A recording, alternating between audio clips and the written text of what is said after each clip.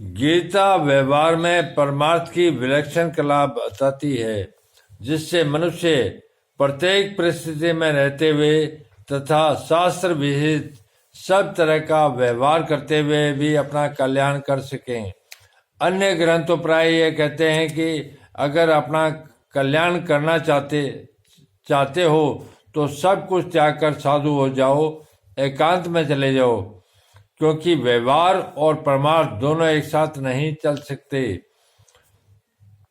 परंतु गीता कहती है कि आप जहां हैं, जिस मत को मानते हैं, जिस सिद्धांत को मानते हैं, जिस धर्म संप्रदाय वर्ण आश्रम आदि को मानते हैं, उसी को मानते हुए गीता के अनुसार चलो तो कल्याण हो जाएगा। एकांत में रहकर वर्षों तक साधना करने पर ऋषि मुनियों को जिस तत्व की प्राप्ति होती थी, उसी तत्व की प्राप्ति गीता के अनुसार व्यवहार करते हुए हो जाएगी।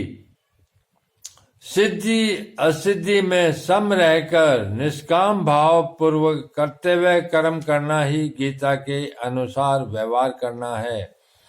युद्ध से बढ़कर घोर परिस्थिति तथा प्रवृत्ति और क्या होगी। जब युद्ध जैसी घोर परिस्थिति और प्रवृत्ति में भी मनुष्य अपना कल्याण कर सकता है, तो फिर ऐसी कौन सी परिस्थिति तथा प्रवृत्ति होगी जिसमें रहते हुए मनुष्य अपना कल्याण न कर सकेगी। गीता के अनुसार एकांत में आसन लगाकर ध्यान करने से भी कल्याण हो सकता है और युद्ध करने से भी कल्याण हो सकता है।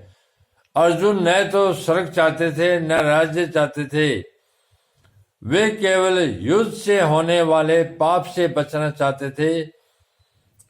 इसलिए भगवान मानो यह कहते हैं कि अगर तू स्वर्ग और राज्य नहीं चाहता पर पाप से बचना चाहता है तो युद्ध रूप कर्तव्य को समता पूर्वक कर, फिर तुझे पाप नहीं लगेगा। कारण कि पाप लगने में हेतु युद्ध नहीं है, प्रत्युत विषमता, पक्षपात, कामना, स्वार्थ, अहंकार है। युद्ध तो तेरा कर्तव्य है, धर्म है। कर्तव्य न करने से और अकर्तव्य कर्म करने से ही पाप लगता है।